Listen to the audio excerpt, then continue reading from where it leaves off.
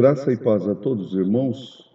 Ontem nós tivemos o nosso culto na igreja e infelizmente não foi possível transmitir, mas eu estou aqui para transmitir a mensagem para os nossos irmãos e para todos aqueles que o Senhor permitir ouvir esta mensagem. Nós vamos iniciar o nosso momento devocional com a palavra de Deus. E após a leitura faremos uma oração por todos os nossos queridos irmãos. A palavra de Deus que se encontra em Provérbios capítulo 23, dos versos de número 15 ao 26. Filho meu, se o teu coração for sábio, alegrar-se-á também o meu. Exultará o meu íntimo quando os teus lábios falarem coisas retas. Não tenha o teu coração inveja dos pecadores, antes, no temor do Senhor, perseverarás todo dia. Porque deveras haverá bom futuro, não será frustrada a tua esperança. Ouve, filho meu, e sê sábio, guia retamente no caminho o teu coração. Não estejas entre os bebedores de vinho e nem entre os comilões de carne, porque o beberrão e o comilão caem em pobreza, e a sonolência vestirá de trapos o homem. Ouve a teu pai que te gerou, e não desprezes a tua mãe quando vier a envelhecer. Compra a verdade e não a vendas. Compra a sabedoria, a instrução e o entendimento. Grandemente se regozijará o pai do justo, e quem gerar a um sábio nele se alegrará. Alegrem-se teu pai e tua mãe, e regozije-se a que te deu a luz. Dá-me, filho meu, o teu coração, e os teus olhos se agradem dos meus caminhos. Dá-me, filha e filho meu, o teu coração, e os teus olhos se agradem dos meus caminhos. Vamos orar. Grandioso Deus, nós pedimos agora a compreensão da tua santa e bendita palavra. Dá-nos entendimento espiritual. Nos lembramos dos que sofrem, dos que estão nos hospitais, nos que estão de luto, nos que estão com dores. Nos lembramos também daqueles que precisam da tua visitação, Senhor. Nos lembramos também de todos os cristãos, verdadeiros cristãos.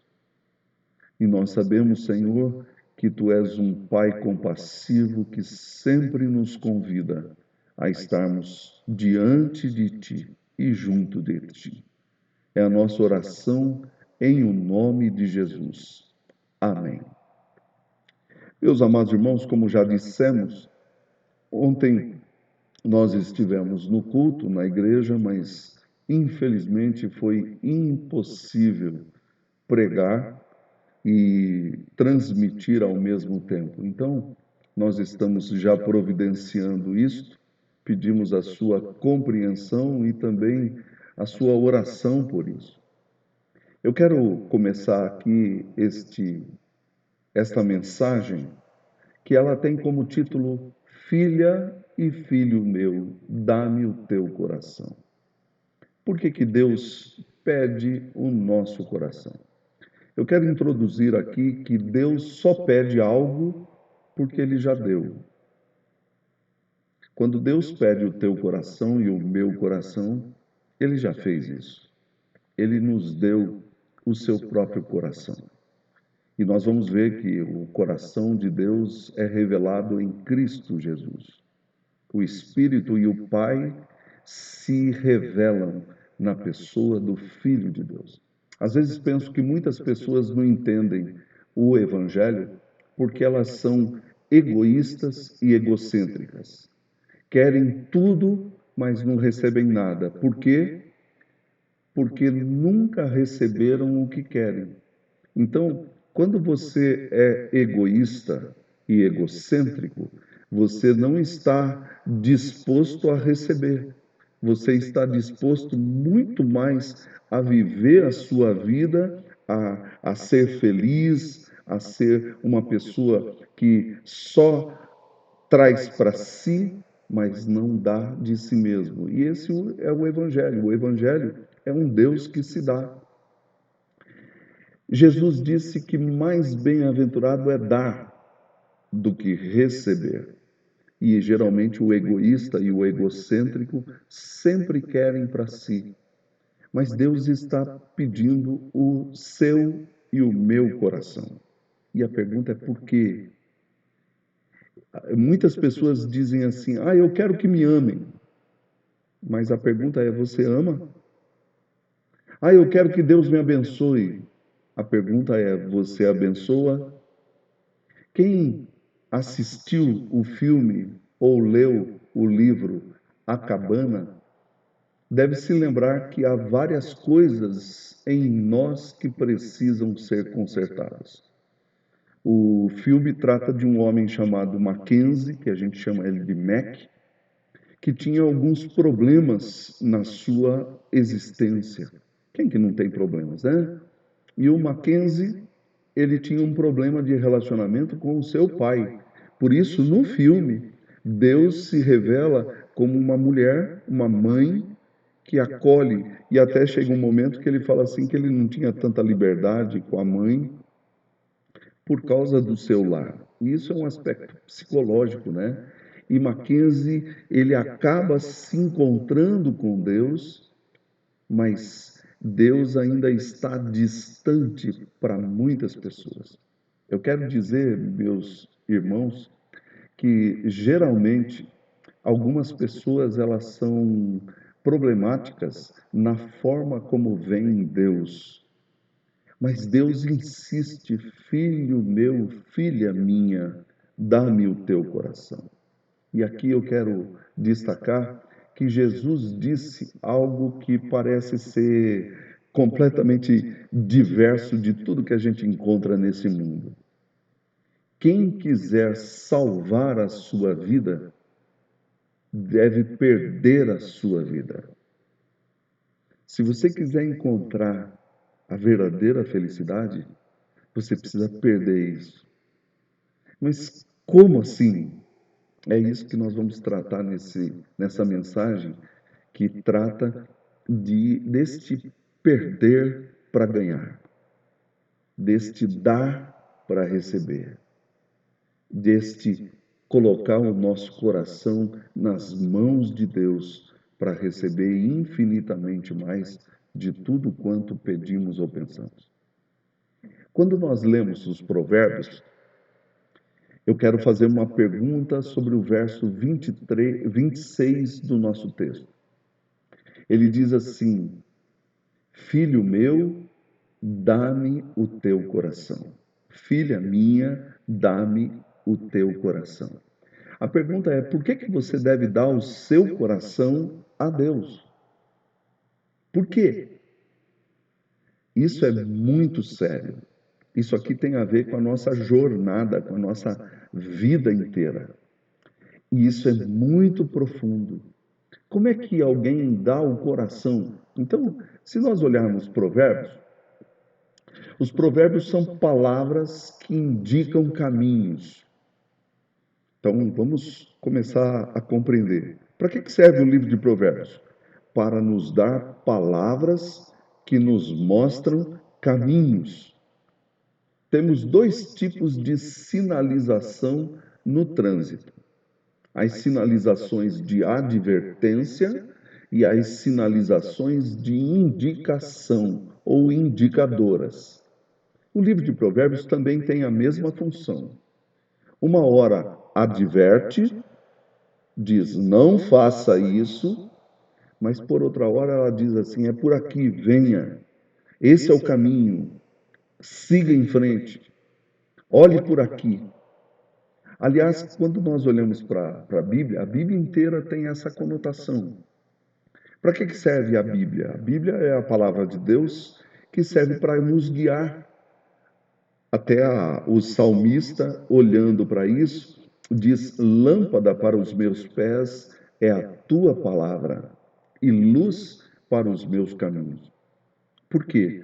Porque quando eu tenho a palavra de Deus, eu dou meu coração a Deus, ele começa a arrumar as coisas, começa a arrumar os caminhos. E a Bíblia inteira trabalha dentro dessa perspectiva, que é um guia para tirar pessoas da escuridão e colocar na luz do caminho de Deus. Andando com Deus, continue sempre em frente. Então, só a título de curiosidade, estes provérbios têm algumas ideias aqui que eu quero destacar. O título são 30 provérbios dos sábios que Salomão coletou. Isso vai de Provérbios 22, verso 17, até o 24, 34. Então, o texto que nós lemos, de Provérbios 23, de 15 a 26, estão dentro desses provérbios de todos os sábios que a Salomão agrupou aqui. Então, eu isolei o bloco para responder a uma pergunta: por que você deve dar o seu coração a Deus? Em primeiro lugar, dar o coração é deixar Deus guiar a gente. Quando você chega para Deus e fala assim: Senhor, toma o meu coração, você está dizendo: Senhor, guia a minha vida. Segundo lugar, dar o coração é levar tudo a Deus. Eu estou com um problema, estou com uma dificuldade, eu levo a Deus. Senhor, está aqui o meu coração, está aqui os meus problemas, a minha vida está aqui nas tuas mãos. Então, levar tudo a Deus é dizer: Senhor, guia a minha vida. Dar o coração é aquilo que a Bíblia chama de receber a Cristo, receber Jesus no coração. João 1,12, mas a todos quantos o receberam, receberam quem? A Cristo. Deu-lhes o poder de serem chamados filhos de Deus, a saber, os que creem no seu nome. Então, dar o coração é receber Jesus, é se tornar filho e filha de Deus, e nada mais é do que crer completamente de todo o coração em Deus, em Cristo, no Espírito de Deus. Provérbios 23, 26 repete para nós aí: dá-me, filho meu, o teu coração.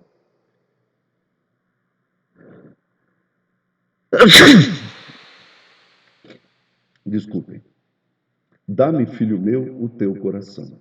E quando nós olhamos para isso, nós nos deparamos que Deus está dizendo assim: deixa eu te guiar, traga tudo para mim, deixa a sabedoria guiar você até o meu filho Jesus. Torne-se um filho ou uma filha de Deus. Creia em mim, dá-me o teu coração. É interessante que no filme A Cabana tem um momento que Jesus leva Mac até uma alta montanha e Jesus diz assim para o Mackenzie, né? Eu não posso ir com você aqui, é você que tem que ir. Porque a sabedoria é algo que a gente precisa escalar. E ele vai lá em cima e se encontra com a sabedoria, que é uma mulher, e essa mulher começa a fazer ele pensar. É isso que o livro de Provérbios quer. Quando ele está pedindo o teu coração, ele está dizendo que você precisa confiar em Deus e deixar a sabedoria entrar. Você escalar uma alta montanha para você alcançar a sabedoria. Por que dá o coração? Na Bíblia, o coração é a sede de todas as coisas. Nossas emoções, nosso choro, nossa alegria, nossa vida social, nossa religiosidade, nosso andar, nosso viver, tudo procede do coração. Provérbios 4, 23 diz assim: sobre tudo que se deve guardar, você e eu, guarda o coração, porque dele procedem as fontes da vida. Todas as fontes suas que saem de você vêm do seu coração. O coração é justamente aquele que traduz aquilo que a gente está sentindo. É o coração que toma decisões. Então a Bíblia está dizendo: dá-me o teu coração. Dá-me o teu coração. É no coração que estão os nossos caminhos. Os nossos caminhos, eles procedem do coração. Para onde você está indo neste exato momento? Pense um pouco. O coração deve desviar você desta mensagem, mas Deus está pedindo o seu coração. Muitas vezes o nosso coração nos leva para longe de Deus. Muitas vezes o nosso coração nos leva a buscar outras coisas, outros prazeres. Eu não sou contra o prazer, mas a Bíblia sempre fala assim: entrega o teu prazer ao Senhor, confia nele, entrega o teu caminho, entrega o teu coração, e ele tudo fará. O mais ele fará. Eu, num momento mais aqui adequado, eu quero falar para que os teus olhos vejam e contemplem e se agradem dos meus caminhos. O nosso coração só conhece os nossos caminhos, mas Deus está dizendo: dá-me o teu coração e você vai conhecer os meus caminhos. Você vai conhecer coisas que você jamais pensou. Tem um cântico que eu gosto demais, de um autor chamado Carlos Sider, que fala que ele precisa ver novos horizontes. Às vezes a gente está na nossa mesmice, todo dia, toda hora, a gente está vivendo da mesma maneira, mas Deus quer propor para a gente novos horizontes, novos caminhos, coisas maravilhosas que os nossos olhos jamais viram. Dá-me, filha e filho meu, o teu coração. Vamos ver no texto que nós lemos, o Provérbios 23, 15, alguns aspectos que Deus fala. Eu quero destacar aqui porque ele começa: filho meu, se o teu coração for sábio, alegrar-se-á também o meu. Deus tem prazer, Deus quer o seu bem, Deus quer te ajudar, Deus quer mudar você, Deus quer ser Deus na sua vida. Então ele está dizendo assim: se você for sábio, você vai alegrar o meu coração. É como se Deus tivesse assim, né? E isso é uma linguagem humana, mas Deus está dizendo assim que o meu coração se alegra em você. Que coisa joia, né? Que bacana a gente poder saber que Deus, ele se interessa pelo meu viver, por quem eu sou, pelo que eu faço, por onde eu ando e aonde eu estou indo. Então, ele começa a nos mostrar no verso 16, aonde ele quer mostrar a sabedoria. Veja bem, ele diz: exultará o meu íntimo quando os teus lábios falarem coisas retas.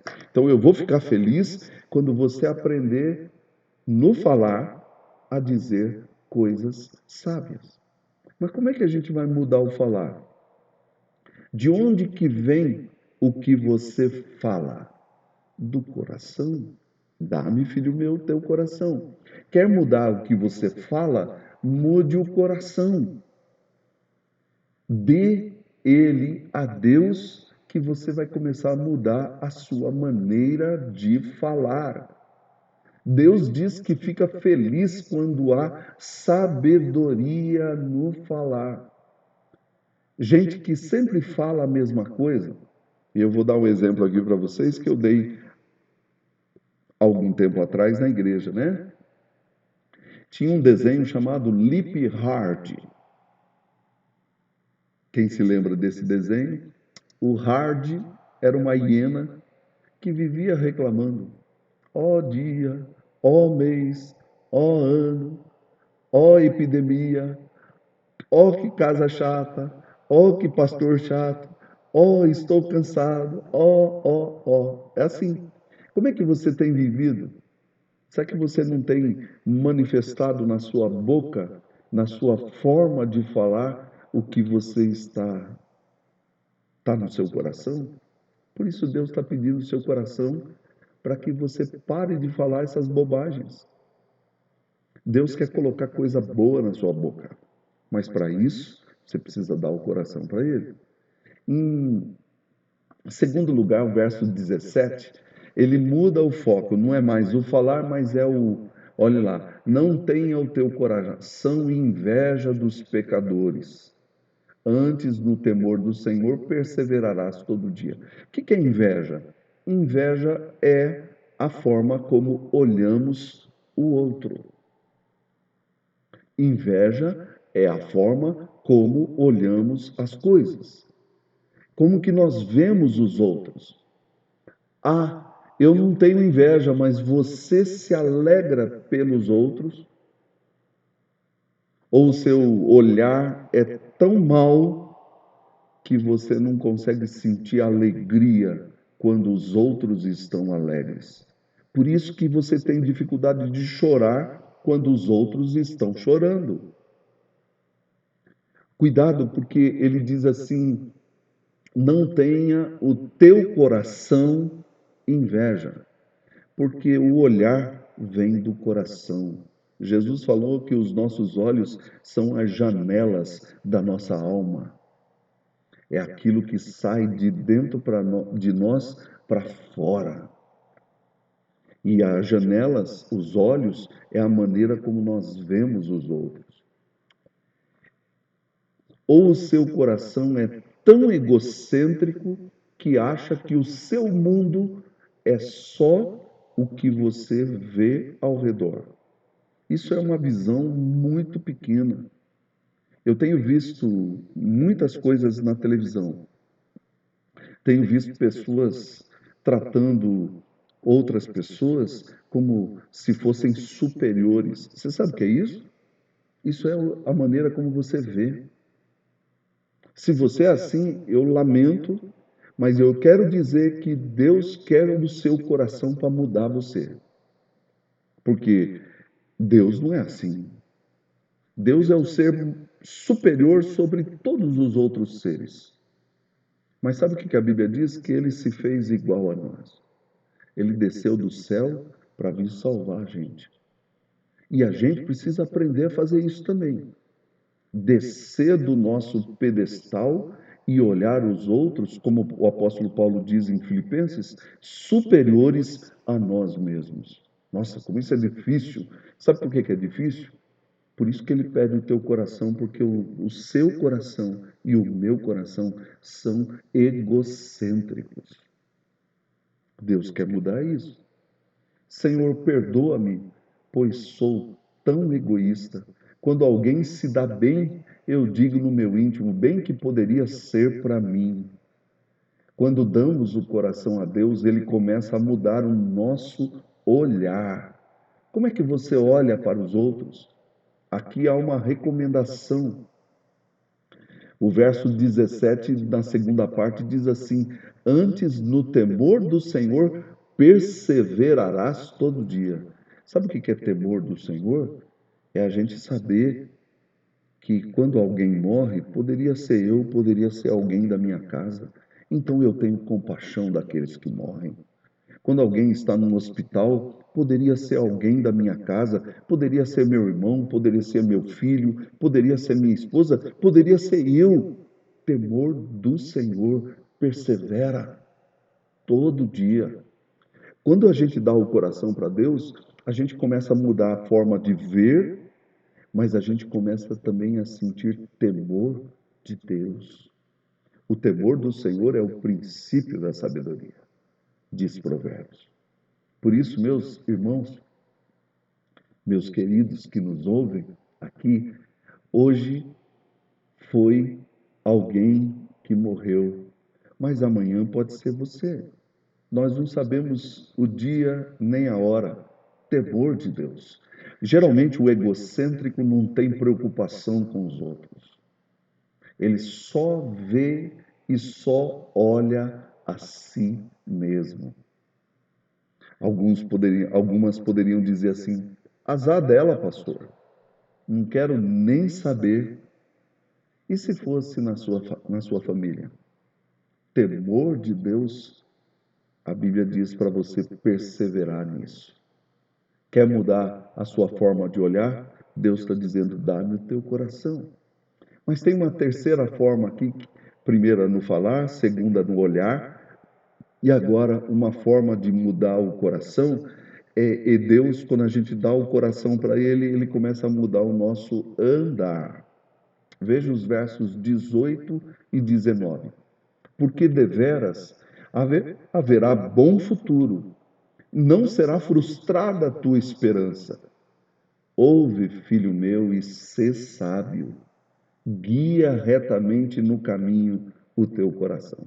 Não sei se você percebeu, mas como é que a gente vai saber de um bom futuro? Como é que a gente vai ter esperança se a gente está andando por caminho errado?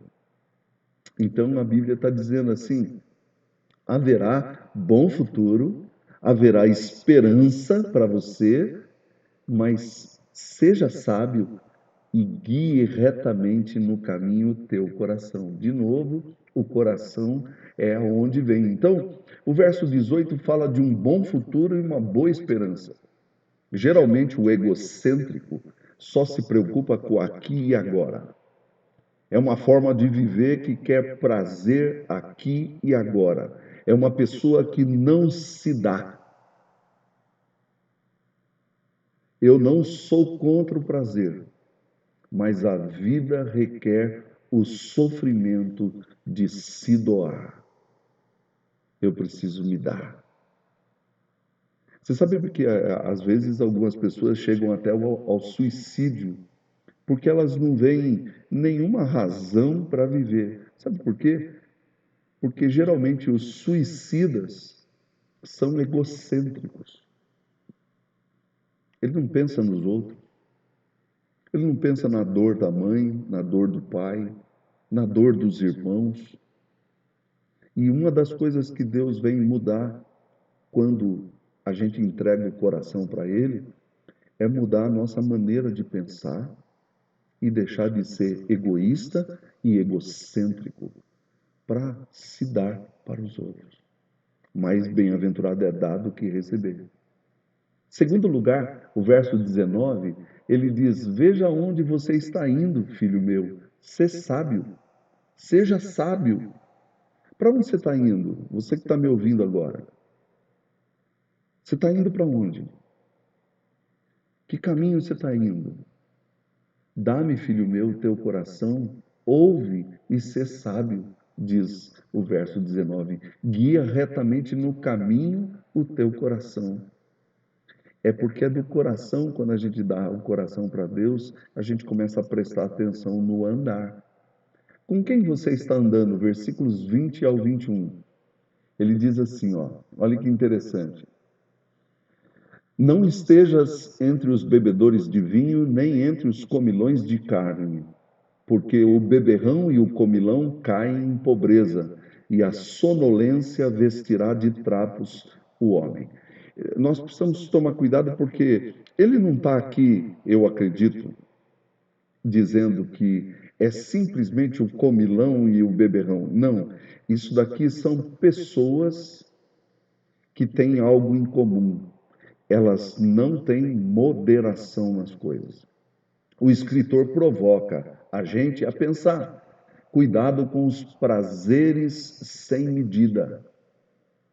Eu não sei você, mas eu tenho a sensação que algumas pessoas, e eu acredito que eu já fui assim, e estou tentando mudar também, mas achaste mel, come apenas um pouco, para que não venhas depois a vomitá-lo. Está em Provérbios. O mel é gostoso, mas mel demais a gente vomita. É isso que ele está dizendo. Cuidado com a falta de moderação em todas as coisas. Você já percebeu que o problema dos pecados é que eles são imoderados ou não moderados? Os pecados, eles nos levam a abusar daquilo que é bom. E é por isso que a sabedoria alerta e sinaliza que estes homens que não têm moderação caem em pobreza e eles dormem demais, a sonolência, e aí eles não têm poder de compra e vivem na pobreza. Como é que você trabalha com o dinheiro? Como é que você vive? É a maneira como você anda. Se você é uma pessoa que ostenta muitas coisas, na Bíblia nós temos um caso muito interessante na época de Davi, que ele encontrou uma mulher chamada Abigail, que era casada com um homem chamado Nabal. Eu me lembro muito dessa história porque uma irmã, Dona Terezinha, que já partiu e foi se encontrar com o nosso Deus esse ano, ela gostava muito dessa história. Nabal era um homem irascível. Ele não se continha, não podia falar nada para ele que ele já saía com 10 pedradas. Bebia demais, comia, fazia banquetes que ele não podia nem pagar. E Abigail era uma mulher sensata que tentava controlar o marido, mas o marido acabou morrendo. O que eu quero dizer com isso é que a sabedoria nos alerta e nos sinaliza sobre essas questões de pobreza e riqueza. A gente precisa pedir sabedoria a Deus para saber administrar o nosso dinheiro, para saber não comer demais e nem beber demais, mas ser moderado nas coisas. Até mesmo em todas as coisas. Moderação. Essa é a palavra mais bíblica, diz uma querida irmã minha, chamada Lena, que ela sempre falou isso para mim, que a palavra mais bíblica que existe é moderação. E moderação é algo que é difícil de encontrar, né? Quantas pessoas não são moderadas? Eu quero destacar ainda que quando você olha aqui, você começa a perceber o seguinte: com quem você tem andado? A Bíblia sempre se preocupa com quem você tem andado. Hoje nós estamos numa época de pandemia que a gente não sai com os amigos, mas as pessoas estão andando com outras pessoas no Instagram, no Facebook, na TV, em todas as mídias sociais, gente que não quer dar o coração a Deus. Por quê? Porque se der o coração a Deus, vai ter que mudar a maneira como você faz e como você usa as mídias sociais. E hoje a pergunta é: com quem que você está andando? Em quarto lugar, queridos, aqui, o verso de número 22, ele diz assim: ouve a teu pai que te gerou, e não desprezes a tua mãe quando vier a envelhecer. Compra a verdade e não a vendas. Compra a sabedoria, a instrução e o entendimento. Deus quer pessoas que valham a pena.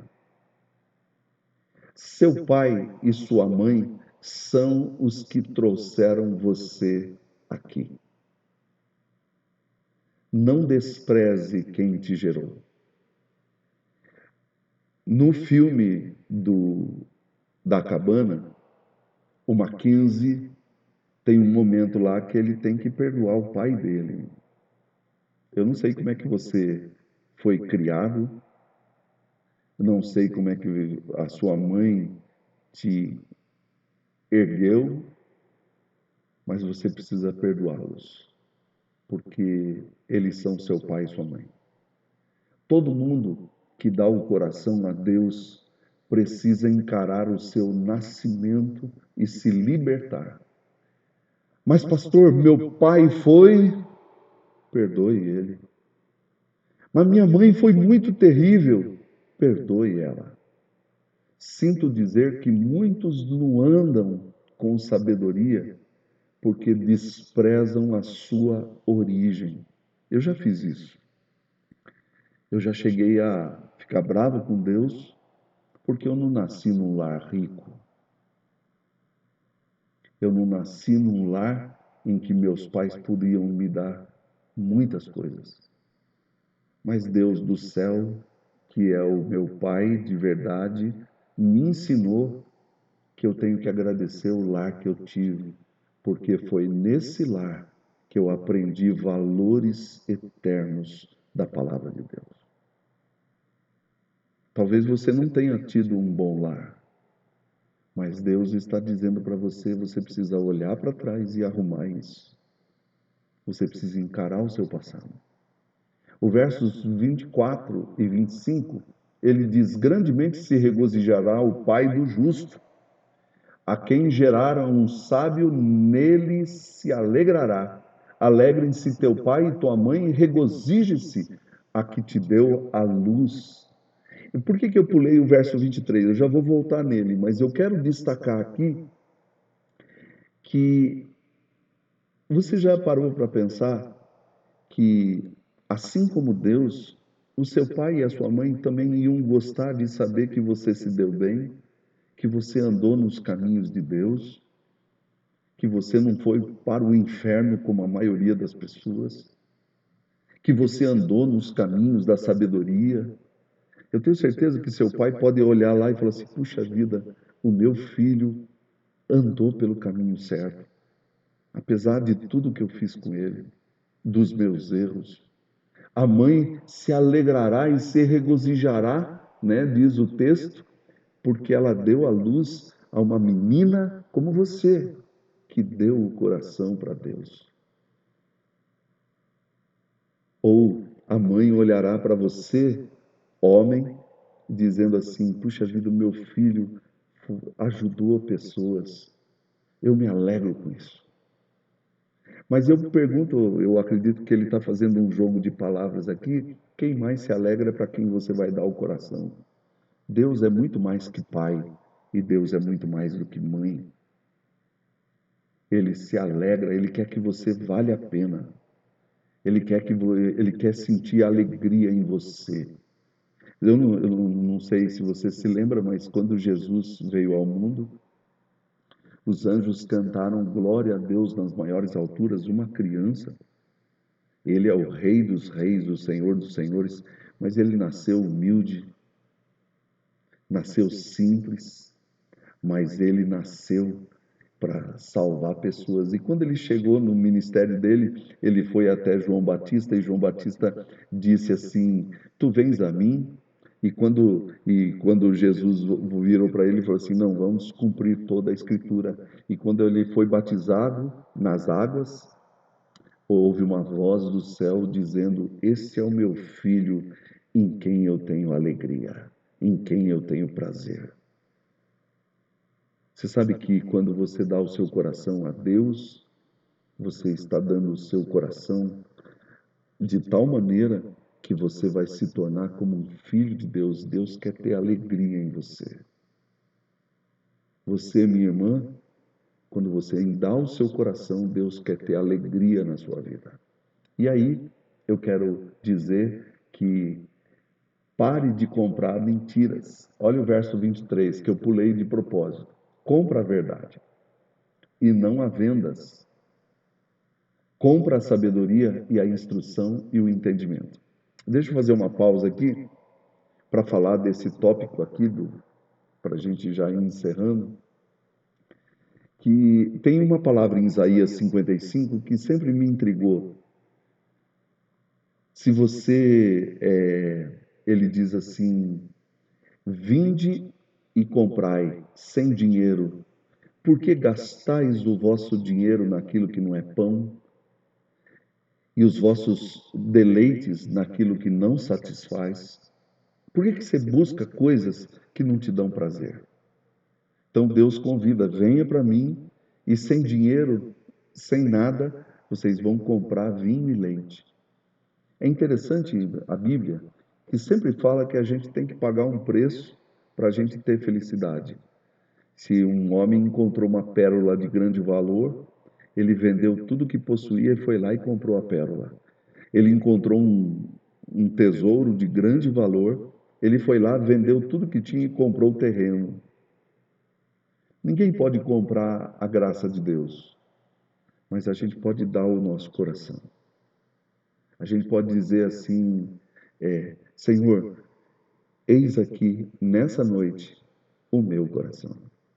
Recebe o meu coração. Eu quero andar contigo. E aqui ele está dizendo: compra a verdade. Vá atrás da verdade. Não há vendas, não troque isso por nada, porque vender naquela época era trocar produtos, né? Compra a sabedoria, a instrução e o entendimento. E eu quero terminar aqui a minha palavra, porque ele diz: dá-me, filho meu, verso 26, o teu coração. Dá-me, filha minha, o teu coração, e os teus olhos se agradem dos meus caminhos. Eu espero que você tenha, pelo menos nessa noite, você possa fazer isso. Antes de dormir, aonde você está, você possa dizer: Senhor, eu quero colocar o meu coração nas tuas mãos. Guia-me, dirige-me, ajuda-me, mas deixa Jesus mudar o que eu sou por dentro. É a nossa oração, em nome de Jesus. Eu quero terminar com uma ilustração. Diz que um missionário estava indo por um caminho e ele estava com um jumento e ele foi, a noite caiu, as densas trevas e começaram os mosquitos morderem, chuparem o seu sangue, tirarem o sangue. E ele chegou, assim ele começou a reclamar, dizendo: Deus me livra desses mosquitos, Deus me livra dos mosquitos, dos mosquitos. E aí chegou de manhãzinha, ele estava todo machucado. Aí todo mundo viu, cuidou dele, ele pregou para aquele lugar e ficou lá durante um tempo e depois ele veio embora. Daí ele disse assim: eu não vou voltar mais de noite, eu vou voltar de dia, porque eu não aguento esses mosquitos. Aí o chefe da tribo disse assim: acho melhor você ir de noite. Não, não, aqueles mosquitos são terríveis. Aí o chefe da tribo falou assim: tá bom, seja feita a sua vontade. E aí, quando ele colocou o jumento na estrada, o jumento empacou, ele começou a bater no jumento, mas o jumento não andava porque o caminho, longo caminho que ele tinha um abismo do lado direito e outro abismo do lado esquerdo. E quando ele viu aquilo, ele falou assim: meu Deus, não dá para passar isso aqui de dia, nem o jumento passa. E aí ele botou a mão na cabeça e diz assim: Senhor, eu estava reclamando dos mosquitos, mas o Senhor estava me livrando dos abismos. Que Deus possa dar para você o caminho.